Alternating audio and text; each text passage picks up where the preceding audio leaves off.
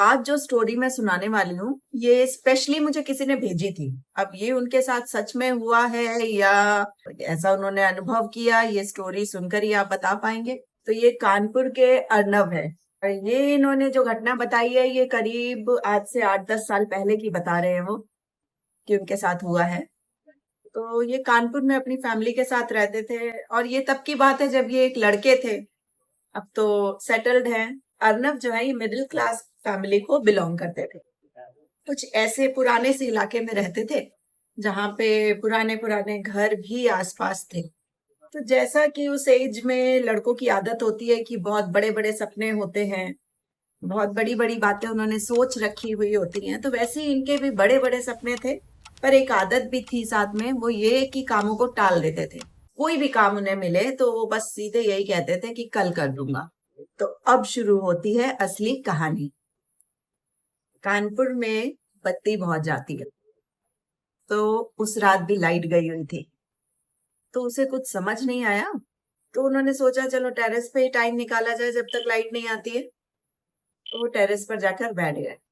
तो उनकी घर की टेरेस से एक हवेली जैसा घर, मतलब पुराना सा घर दिखता था, जो काफी बड़ा हवेली टाइप उसका लुक था।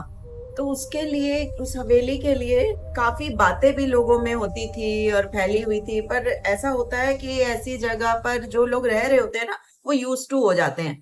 तो ये भी वहां पे रह रहे थे, वहां के निवासी थे, तो इनको आदत पड़ चुकी थी और वो अनसुनी कर देते थे बातों को।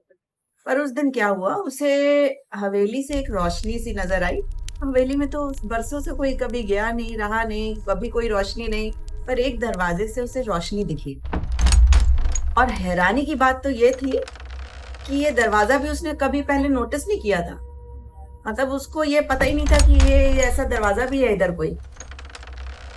तो हैरान हुआ देखकर, सोच में पड़ गया, थोड़ा डर भी गया।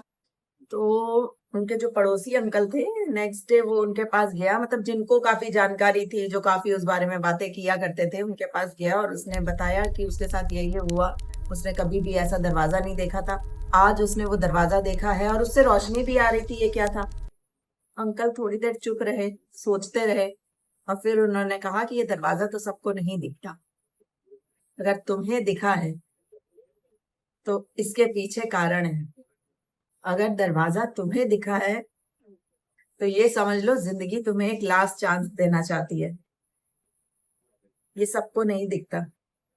अब उनकी ये बात सुन के जोर जोर से हंसने लगा वो। उसको लगा कि अरे ये अंकल तो मतलब कुछ भी कहो और कुछ उसका कुछ भी मतलब निकाल लेते हैं।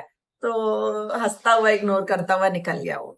पर आज की रात क्यूरोसिटी में वो फिर से अपनी टेरेस पे गया और उसने देखा कि आज दरवाजा फिर खुला हुआ है और अंदर से कुछ आवाज आ रही है। और उसे तो ऐसा लगा जैसे अंदर से उसे कोई बुला भी रहा है, उसका नाम लेकर।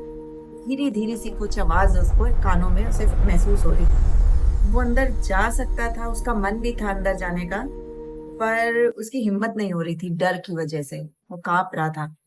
उसने सोचा कि मैं ना कल ट्राई करूंगा, अगर कल दरवाजा खुला तो इसका मतलब मेरे लिए ही खुल रहा है, मैं कल जाऊंगा। आज तो नहीं, मतलब आज वो अपनी हिम्मत नहीं जुटा पाया और वो वापस चला गया। अच्छा, अगली रात हुई। पूरा दिन तो किसी तरीके से उसने काट लिया और जब रात हुई तो हिम्मत जुटा के वो किसी तरह से पहुंचा वहां।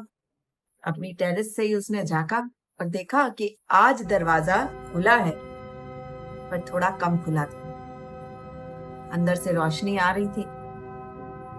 बहुत डर गया, ये समझ गया कि ये दरवाजा सच में इसके लिए खुल रहा है। पर कोई क्यों खोल रहा है इसके लिए दरवाजा?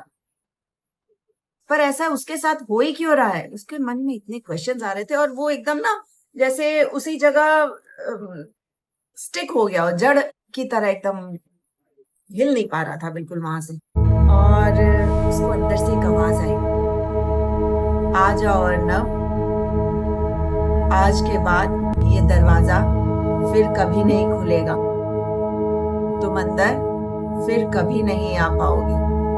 जो आज नहीं आ पाएगा वो कभी नहीं आ पाएगा। अब वो सोचता रह गया कि ये ऐसा क्यों कह रहा है और अंदर से मुझे बुला कौन रहा है। उसने जाने की कोशिश की, तब तक दरवाजा बंद हो गया। जरा सी दरार थी, जरा सी प्लेस थी, उसने किसी तरीके से पूरा जोर लगाया और वो अंदर पहुंच गया। अंदर गया तो वो हैरान रह गया। वहां कोई हवेली नुमा चीज, कोई कमरा, कोई कुछ नहीं था। वहां एक बड़ा सा हॉल था, एक बहुत बड़ा हॉल, और उस हॉल में कई तरीके की पिक्चर्स चल रही थी। और पिक्चर्स पिक्चर्स देखकर उसको लगा ये तो मैं ही हूँ। वो खुद को देख रहा था।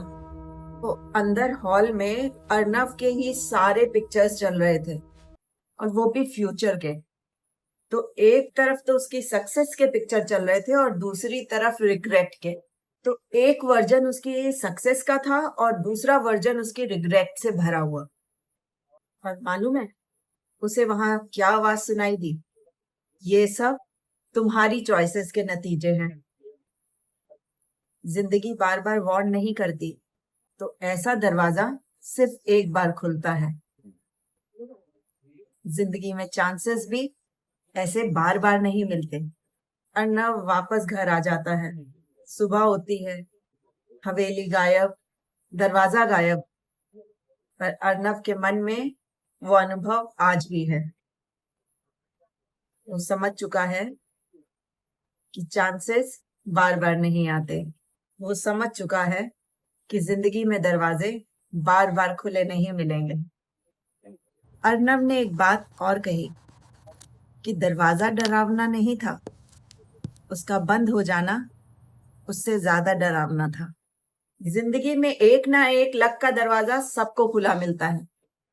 चॉइस आपकी है, क्योंकि हम नहीं जानते कि वो लक का दरवाजा कब तक खुला है।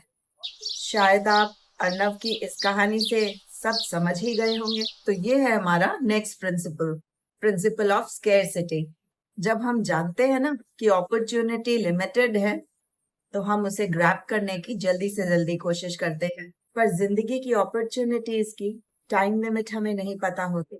वहां कहीं आउट ऑफ स्टॉक नहीं लिखा होता। तो मिलते हैं नए प्रिंसिपल के साथ। तब तक के लिए याद रखिएगा, चांसेस बार बार नहीं मिलते। Take care.